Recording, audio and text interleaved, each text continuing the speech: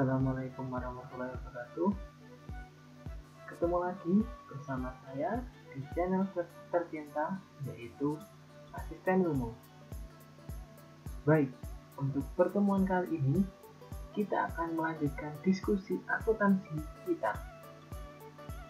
Pada kesempatan kali ini saya akan mendeskripsikan atau menjelaskan mengenai pemeliharaan, pertukaran, penjualan, dan juga penghentian aset tetap. Nah, pada materi ini itu adalah lanjutan pembahasan mengenai aset tetap yang kita bahas di video YouTube saya yang lain. Oke, kita mulai dari penjelasan yang pertama.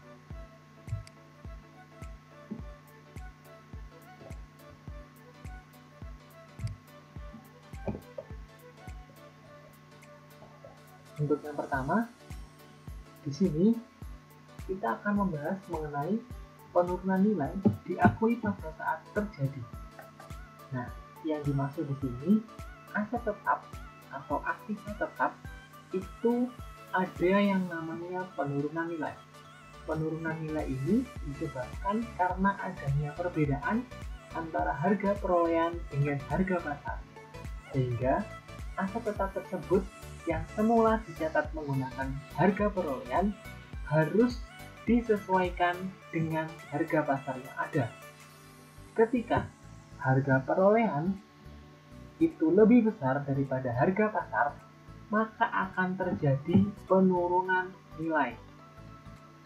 Nah, karena pada pengakuan aset yang dipakai ketika ada perbedaan harga perolehan dan harga pasar adalah harga pasarnya.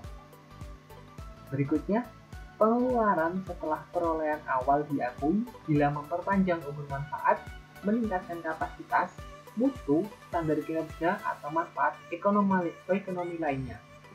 Nah, di sini dalam aset tetap, dalam bab ini kita akan membahas dua jenis pengeluaran, yaitu capital expenditure dan juga revenue expenditure yang akan saya jelaskan di slide berikutnya.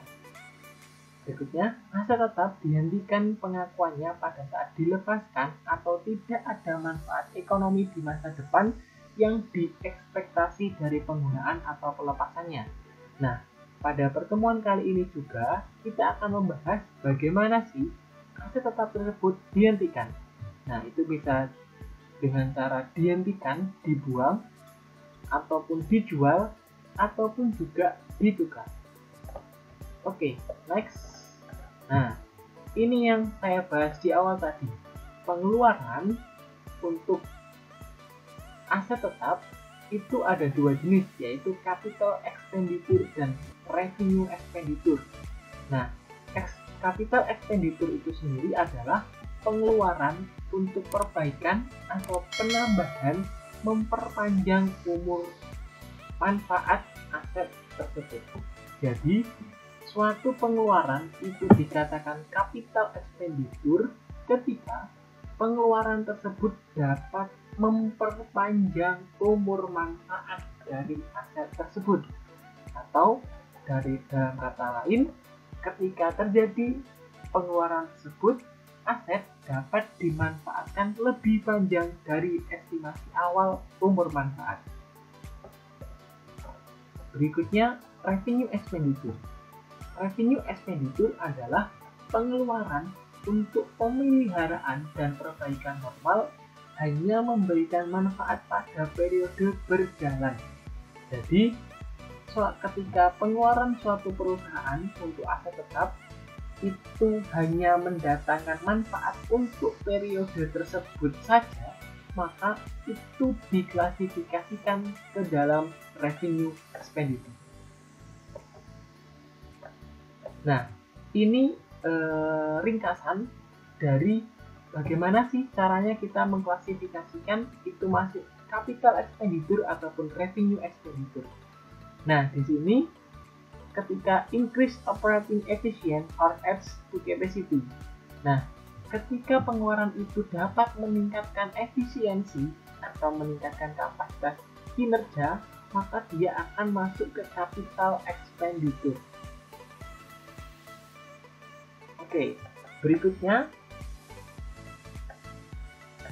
increase useful life. Ketika pengeluaran tersebut menambah masa manfaat, maka dia juga termasuk capital expenditure. Nah, jika dia tidak menambah efisiensi atau kapasitas dan tidak menambah umur ekonomis, maka dia akan dimasukkan ke revenue expenditure. Nah, pengklasifikasian ke capital expenditure dan revenue expenditure itu akan berpengaruh pada jurnal umumnya atau pada saat penjurnalan. Ketika capital expenditure dia menambah efisiensi atau kapasitas, maka debitnya kita catat sebagai fixed asset account. Kemudian, jika capital expenditure itu dapat menambah umur manfaat, maka dicatat di debitnya adalah accumulated depreciation account atau akumulasi penyusutan aset tetap. Nah, ketika dia masuk ke revenue expenditure, maka debitnya adalah biaya perbaikan dari aset tetap tersebut. Oke, selanjutnya. Nah, ini dia. Ketika dia capital expenditure, maka dia masuk ke dalam kelompok aset karena dapat menambah harga perolehan aset, menambah efisiensi, dan juga dapat menambah umur ekonomis dari aset tersebut. Selanjutnya, revenue expenditure itu masuk ke expense atau beban karena di revenue expenditure dalam pengakuan jurnalnya dia diakui sebagai biaya perbaikan atau biaya pemeliharaan normal saja. Oke, next. Nah, ini adalah ringkasan jurnal capital expenditure dan revenue expenditure. Ketika dia capital expenditure menambah umur ekonomis, maka jurnalnya adalah debitnya akumulasi penyusutan aset tetap, kreditnya kas atau utang, tergantung apa yang kita bayarkan. Kemudian ketika dia menambah harga perolehan, maka jurnalnya adalah aset tetap, katakanlah mesin, kreditnya kas atau hutang atau apapun yang kita bayarkan. Nah, kemudian ketika itu revenue expenditure, maka jurnalnya adalah beban perbaikan aset tetap, debitnya, kemudian kreditnya adalah kas atau utang atau apapun yang kita bayarkan. Kata kunci dia masuk capital expenditure atau revenue expenditure adalah ketika pengeluaran tersebut dapat menambah umur ekonomis atau menambah harga perolehan, maka dia akan masuk ke capital expenditure dengan jurnal yang demikian. Kemudian, jika pengeluaran itu tidak dapat menambah umur ekonomis atau menambah harga perolehan, maka dia masuk ke revenue expenditure dengan jurnal yang demikian. Oke, lanjut. Nah, ini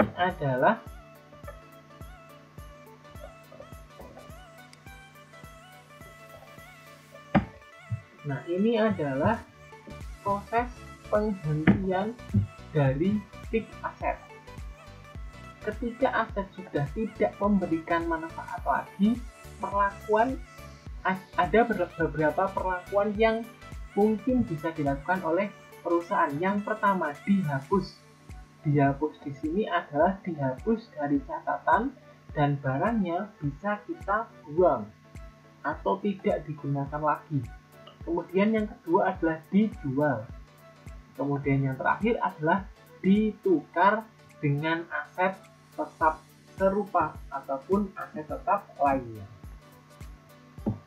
Nah, ayat jurnal untuk mencatat pelepasan aset tetap dapat bervariasi tergantung dengan berbagai jenis keadaan.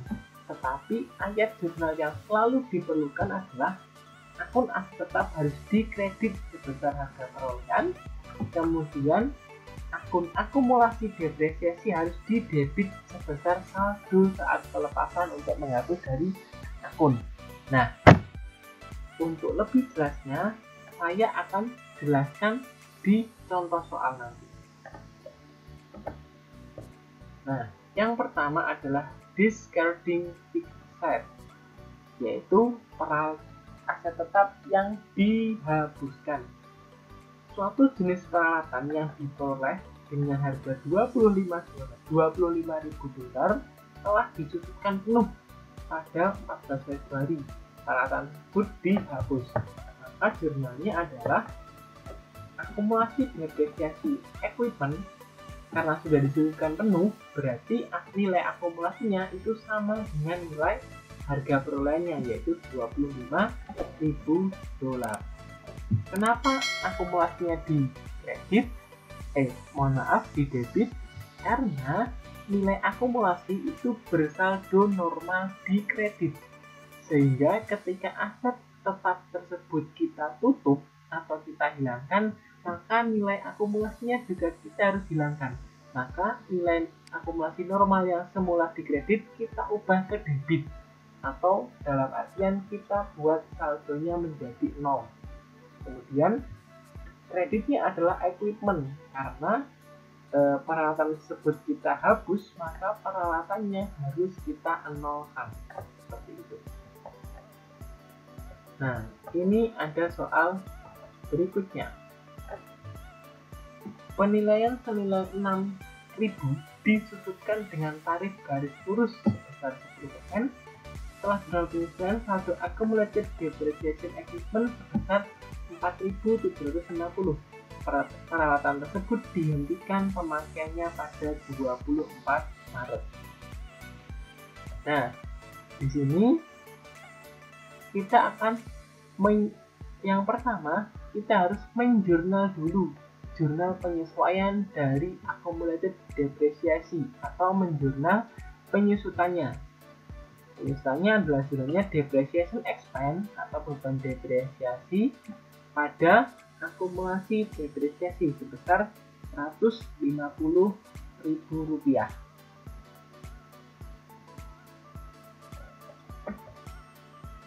Nah, 150.000 itu didapat dari 600 dikalikan 3/12. 600 di sini itu didapat dari tarif penyusutan 10% dikalikan 6.000. Dapatlah 600. 3/12 dapatnya dari penyusutan untuk tahun ini adalah dari Januari sampai 24 Maret sampai aset itu dihentikan. Jadi kita hitung Januari, Februari, Maret 3/12 seperti ini. Nah, setelah kita mencatat penyusutan tersebut, kita mencatat penghapusannya. Nah, penghapusannya adalah kita kreditkan kita debitkan nilai akumulasi depresiasi sebesar 4.900. Kemudian equipmentnya itu sebesar harga perolehan. Ingat, sebesar harga perolehan. Dan ini adalah selisih antara akumulasi dan juga nilai HPO-nya. Mendapat kerugian sebesar 1.100.000. Yang berikutnya adalah penjualan aset tetap. Nah, ini ada beberapa catatan. Aset tetap yang dijual ada 3 kemungkinan: impasse atau break even, kerugian atau loss, kemudian keuntungan atau gain. Yang pertama, jika harga jual sama dengan nilai buku, berarti tidak rugi dan juga tidak laba. Kemudian, jika harga jual aset tetap tersebut kurang dari nilai buku, maka kita akan menderita kerugian. Kemudian, jika harga jual lebih besar dari nilai buku, maka kita akan mendapat yang namanya keuntungan. Keuntungan atau kerugian akan dicatat di akun income statement di laba rugi dengan akun other income atau pendapatan lain-lain, dan atau other loss atau rugi lain-lain. Nah, ini ada contoh soalnya. Peralatan senilai 10.000 didepresiasi dengan tarif lurus 10%. Peralatan dijual cash pada 12 Oktober. Cumulative depreciation last adjusted Desember 31 bersaldo 7.000. Nah, kalau kita menjual itu kita harus menjurnal dulu penyusutan untuk tahun 2000 untuk tertanggal Oktober 12. Nah, di sini jurnalnya adalah depreciation expense pada accumulated depreciation equipment. 750 di sini didapat dari 10.000 kali 3/4 kali 10%. 10.000 3/4 itu adalah didapat dari perhitungan umur ekonomisnya. Kemudian 10% itu adalah tarif daripada penyusutan menggunakan garis lurus. Oke, saya ulangi. 10.000 adalah harga perolehan. Kemudian 3/4 itu didapat dari perhitungan jangka waktu penyusutan, dan 10% adalah tarif penyusutan tersebut.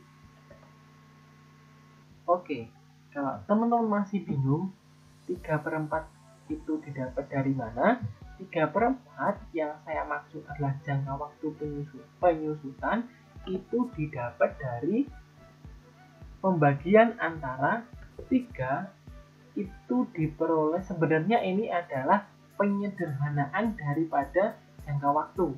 Dan seharusnya ini dituliskan di sini adalah 9/12. 9 itu dari mana? 9 itu adalah jangka waktu penyusutan dari bulan Januari sampai dengan bulan September. Kenapa September? Kok bukan Oktober? Karena Oktobernya di sini masih awal bulan, sehingga penyusutannya itu dihitung sampai September saja.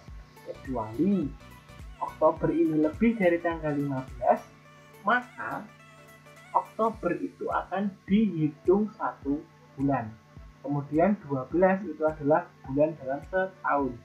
Sehingga di sini itu bisa tertulis 9/12 atau disederhanakan menjadi 3/4. Oke, lanjut. Nah, di sini ada beberapa asumsi. Asumsi 1, peralatan terjual dengan harga $2.250. Nah, di sini dia tidak akan menderita untung atau rugi. Kasnya 2.250, kemudian accumulated depreciation expense-nya 7.250, dan peralatannya adalah 10.000, sehingga totalnya sudah balance. Jadi tidak ada yang namanya laba ataupun rugi. Asumsi 2, peralatan terjual dengan harga 1.000, maka perusahaan akan menderita kerugian sebesar 1.250. Nah, secara gampang bisa ditulis seperti ini, rekan-rekan. Nah, jadi secara gampang akun laba, dia menderita laba atau rugi, itu kita lihat dari besaran mana sih debit sama kredit. Di debit kan ada kas 1 juta, dari sini 1.000, kemudian akumulasi depresiasi 7.750. Nah, di kredit pasti ada 10 juta senilai dengan harga perolehannya. Nah, kita lihat besaran mana. Oh, ternyata besaran kredit, sehingga kita harus memberikan tambahan di debit sebesar 1.250. Pembalance-nya gampangannya adalah 1.250 sebagai rugi, ini adalah pembalance-nya. Kalau pembalance-nya itu ada di kredit, maka namanya bukan rugi, tapi laba. Nah, ini asumsi 2. Asumsi berikutnya adalah peralatan tersebut terjual 2.800 sehingga mendapat gain atau keuntungan sebesar 550. Dapat dari mana? Cashnya pasti 2.800 dari sini, akumulasi depresiasinya 7.350, equipmentnya senilai harga perolehan 10.000. Nah, ini kan masih banyakan yang debit, sehingga kreditnya harus kita tambahi sebesar selisihnya, yaitu 550. Kalau selisihnya itu ada di kredit, maka namanya gain on disposal of fixed asset atau keuntungan penjualan aset tetap. Nah, yang berikutnya adalah pertukaran sesama aset tetap atau pertukaran dengan aset tetap serupa. Nah, di sini ada yang yang dibahas, yaitu trade in allowance atau nilai tukar tambah aset sejenis. Kemudian both saldo terutang untuk aset tetap baru setelah dikurangi nilai tukar. Kemudian trade in allowance ketika trade in allowance atau nilai tukar tambah aset sejenis lebih besar daripada book value, maka akan dapat gain. Kemudian ketika nilai tukarnya kurang dari book value akan dapat rugi. Nah, kemudian kalau laba itu tidak diakui kalau sejenis. Kemudian kalau rugi harus diakui. Nanti akan saya jelaskan lebih lanjut di contoh soal. Nah, ini dia. Harga peralatan baru 5.000, harga peralatan lama 4.000. Akumulasi depresi pada tanggal pertukaran 3.200. Yang dimaksud akumulasi depresiasi di sini adalah akumulasi depresiasi dari mesin lama. Nah, book value atau nilai buku saat pertukaran untuk mesin lama adalah 800.000. Nah, di sini cash on gain. Cash ini adalah pendapat laba. Kenapa laba? Karena seperti ini. Trade in allowance 1.100. Cash paid 3.900, yaitu didapat dari 5.000 dikurangi 1.100. Kemudian trade in allowance-nya itu lebih besar daripada book value yang hanya 800, sehingga mendapat laba sebesar 300. Nah, kemudian both book value cost of new equipment sebesar 3.900 ditambah 800, yaitu 4.700.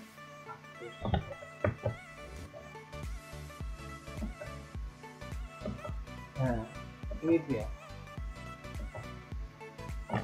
Ini adalah jurnalnya, yaitu accumulated depreciation 3.200.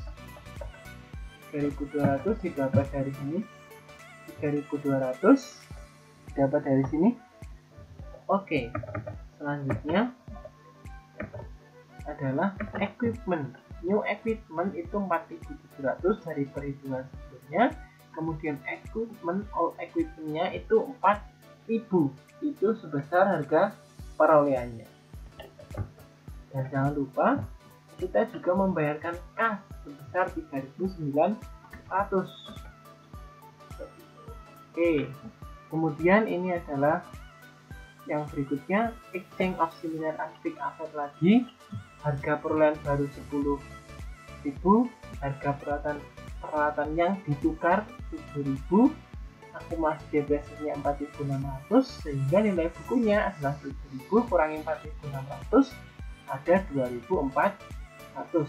Kemudian trade in allowance-nya itu adalah 2.000, cash paid-nya adalah 8.000, yaitu 10.000 dikurangi 2.000. Karena di sini trade in allowance-nya lebih kecil daripada book value, maka ini menderita yang namanya kerugian. Nah, di sini ketika kerugian maka akan dicatat seperti ini. Nah, nilai-nilai ini didapat dari perhitungan sebelumnya. Oke. Di sini kemudian adalah natural research and depletion. Nah, kalau kemarin kita sudah mempelajari penyusutan menggunakan garis lurus, saldo menurun, jumlah angka tahun dan sebagainya, kita di sini akan mempelajari penyusutan untuk barang-barang tambang atau sumber daya alam yang kita sebut namanya adalah depletion atau depletion. Nah, depletion adalah proses transfer HPO cost sumber daya alam ke rekening beban atau SM. Nah, perhitungan depletion sendiri itu seperti perhitungan dari metode penyusutan secara unit produksi. Nah, sebagai contoh seperti sini, perusahaan membayar 400.000 unit 400.000 untuk mendapat hak penambangan yang diestimasikan memiliki cadangan 1 juta ton. Depresi per ton 0,40 didapat dari 400 HPO dibagi dengan estimasi cadangan sumber dayanya. Nah, selama tahun ini ditambah 90.000 ton, depresi periodik 36.000. Nah, kemudian adjusting entry-nya adalah beban depresi pada akumulasi depresi didapat dari 0,40 tarif yang ada di awal tadi dikalikan dengan 90.000 ton. Maka hasilnya adalah 36.000. Depresi periodiknya ada 36.000. Nah, ini merupakan penyajian aset pada balance sheet atau laporan posisi keuangan suatu perusahaan. Nah, oke. Itu penjelasan materi dari saya. Selanjutnya kita akan menuju ke latihan soalnya. Latihan soal tambahan yang akan saya buat lebih simpel daripada latihan yang tadi. Oke. Kita keluar dulu untuk PPT-nya. Nah, ini dia latihan soal yang sudah saya buat. Oke, di sini saya akan memulai dengan latihan soal penghapusan aset atau penghentian penggunaan aset tersebut. Oke, di soal pertama, tanggal 3 Januari 2015 dibeli mesin seharga 54 juta yang diperkirakan disusutkan selama 6 tahun. Depresiasi menggunakan metode garis lurus, mesin akan dihapus pada tahun kelima, yaitu pada 31 Desember 2019 buat jurnal penghentiannya. Oke, di sini sebelum masuk ke jurnal, kita masuk ke perhitungan dulu. Kata kunci kalau kita mau melakukan penghapusan, penjualan, atau pertukaran aset, yang harus kita lakukan adalah dengan menghitung akumulasi penyusutannya. Nah, akumulasi penyusutan didapat dari kita harus menghitung penyusutan dari 2015 sampai dengan 2019. Karena ini menggunakan garis lurus, maka besaran penyusutannya itu setiap tahun adalah sama. Maka kita dapat menghitung demikian. Penyusutan per tahun yaitu 54 juta dibagi 6 tahun. 6 tahun adalah umur ekonomisnya. 54 juta adalah harga perolehannya. Yaitu penyusutan per tahun adalah 9 juta. Kemudian karena kita mau menghitung penyusutan dari 2015 sampai 2019, maka kita kalikan dengan 5 tahun, yaitu 15, 16, 17, 18, 19, 5 tahun. Jadi penyusutannya sampai dengan 31 Desember 2019 adalah 45 juta rupiah.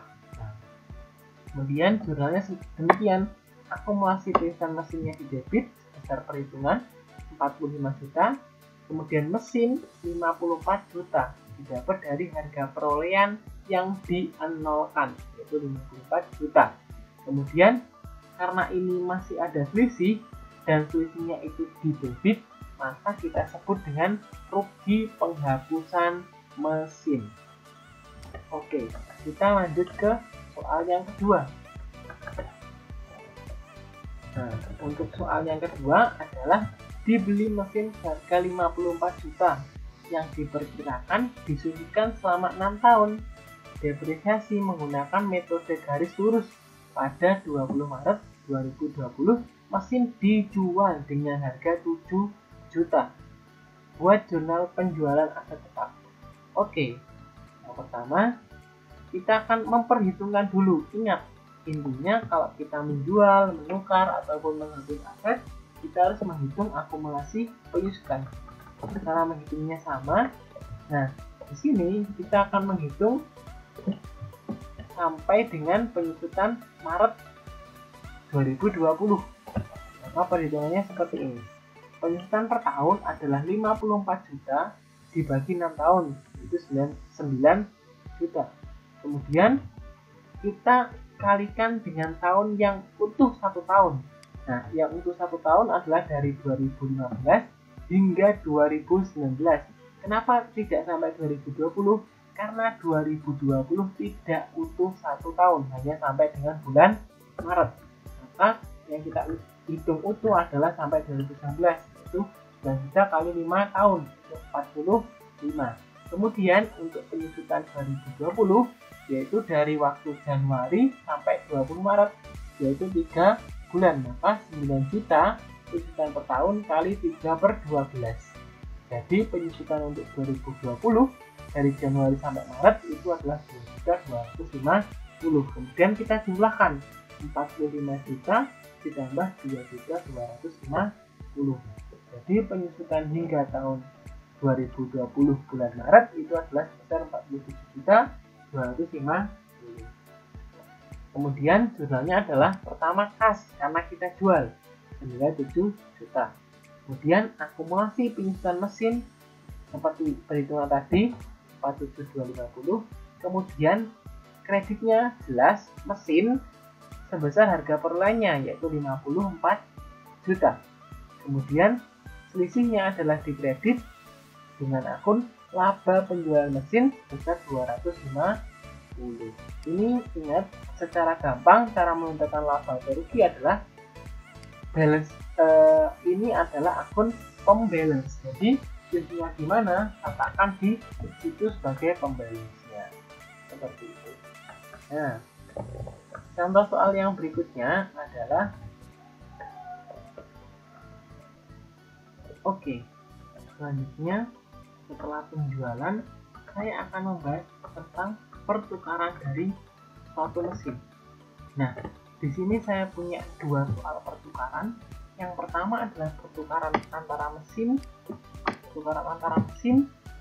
dan juga dengan kendaraan.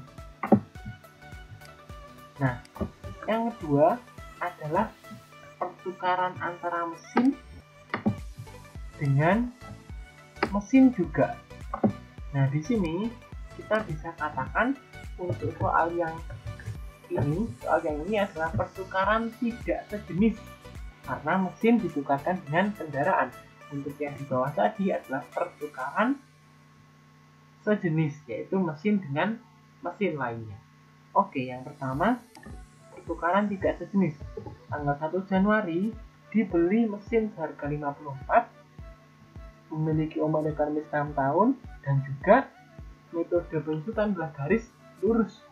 Pada 20 Maret, mesin tersebut ditukar dengan kendaraan seharga 10 juta rupiah dan membayar kas sebesar 2 juta rupiah. Nah, perhitungannya seperti ini. Pertama, ingat, hitung akumulasi penyusutannya, yaitu kita hitung akumulasi penyusutan per tahun dulu. 54 juta dibagi 6 itu 9 juta.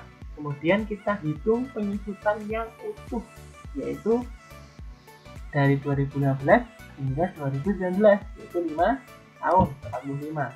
Kemudian kita hitung penyusutan 2020 dari Januari ke Maret, yaitu sebesar 2.250. Kemudian kita jurnal. Debitnya ada kendaraan, karena kita mendapat kendaraan baru, berarti kita kendaraannya masuk, kita debitkan 10 juta seharga harga pasarnya tadi. Kemudian akumulasinya sebesar 47.250. Kreditnya ada mesin sama, yaitu 54 juta dasar harga perolehan. Kemudian kas, karena kita membayar kas dalam pertukaran ini 2 juta, jadi kas kita berkurang jadi 2 juta. Dan ada selisih, yaitu selisih di kredit, sehingga kita namakan laba sebesar 1.250.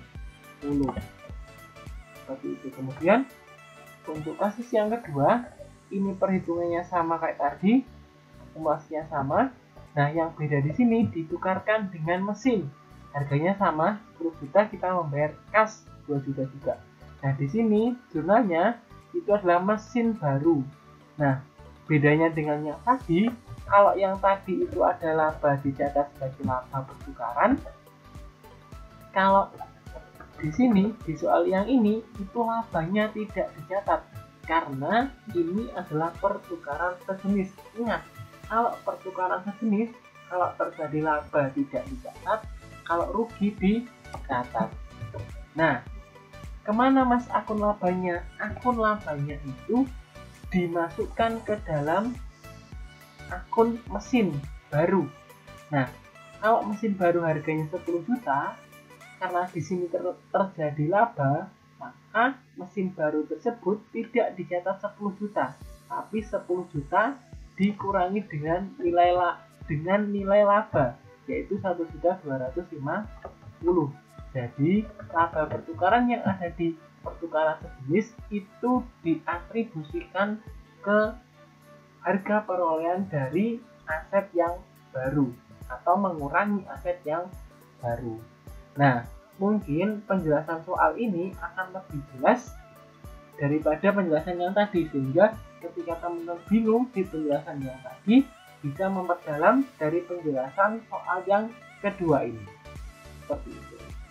Nah, itu penjelasan mengenai pertukaran aset, kemudian capital expenditure, kemudian penjualan aset dan penghapusan. Untuk pertemuan kali ini saya sudahi.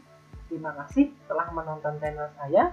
Jangan lupa subscribe, komen dan juga like, dan juga share seluas-luasnya, karena ini akan sangat membantu pembelajaran daring rekan-rekan dari rumah. Terima kasih, jaga kesehatan, dan sampai bertemu di pembahasan asisten ilmu berikutnya.